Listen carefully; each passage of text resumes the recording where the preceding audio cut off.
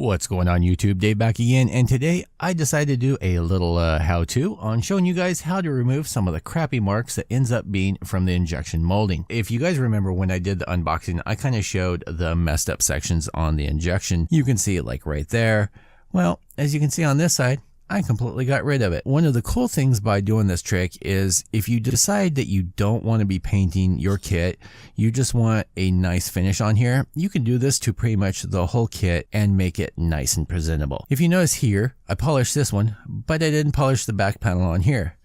This one, I didn't polish front panel, but I did the back panel on there, and it gives it a nice effect, and it kind of throws off the viewpoint. I just kind of wanted to show you guys how I go about this. Now, when I get around to it, I have ordered already some detail parts. I got a new rifle for him, and I'm trying to locate a photo etch set part to show you guys, and we're going to pimp out this GM and then maybe give it away. So the piece I'm going to be demonstrating on is going to be the back skirt for the GM. Now you'll notice here I've already done this side, and it does have some scratches, but if you end up painting it, it's not going to really matter. Taking you guys all up close, most of these are just fingerprint smears, but you can see on here like this, and it's not going to fully get rid of the indentions as you can see over here, but it's going to make it much more presentable, and you can see the swirl marks that are on here. Now unfortunately this does not work on gold pieces, things like that, because it's actually in there,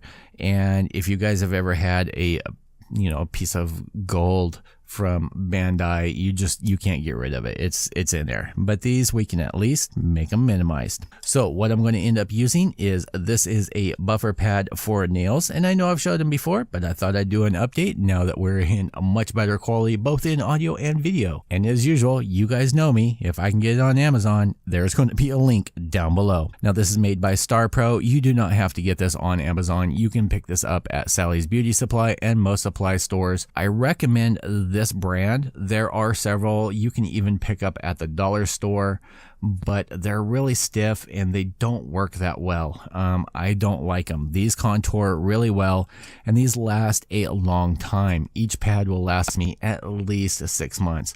I usually keep one separate for resin, one for metal pieces because it works great for buffing those, and one for plastic, but I try not to mix and match. So yes, this is by Starpro Miracle Buff and Shine Block. I think the link that I have down below, it's $14.99 for a dozen of them, and that's the best deal that I ended up finding. If you buy them single, they're like $2.50 each. So really simple to do this. You're going to take this side. You don't even need sandpaper for this. You could use it if you're wanting to get rid of these indention marks, but I will leave that up to you. This is going to be an ultimate like finishing on here. So what you're going to do, just take your piece. I did push back this back panel so we're not hitting that, and you're just going to buff on it. I usually recommend going in little circular patterns. You can use water with it, but it's not needed.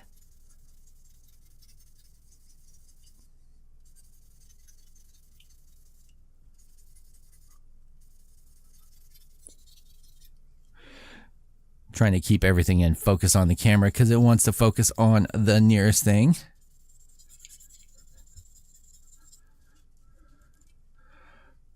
Looks pretty decent to me. It's pretty much made that swirl mark that's down here disappear. And next up, we're just going to buff it. Oh, by the way, this is not sped up. This is actually how I polish things. Now you don't want to use a lot of force on there because it's going to cause kind of what's called aberration or orange peeling on the plastic itself. And lickety split, there you go. Matchy matchy, that big swirl from the injection molding was there is all gone.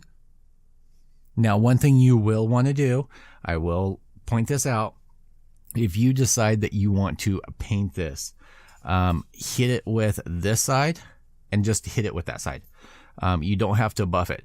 The problem is if you buff it, even with primer, it's not going to want to stick to that because the surface is smooth and there's nothing for the primer to bite to. And here we are with the back skirt all on the GM Sniper 2, and looks pretty damn good. Hope you guys enjoyed this. If you found it useful, please hit that like button. If you haven't subscribed already and you want to see more tutorials and videos, smash that subscribe button. And as usual, YouTube, I will see you guys all in the next video. Peace out, YouTube.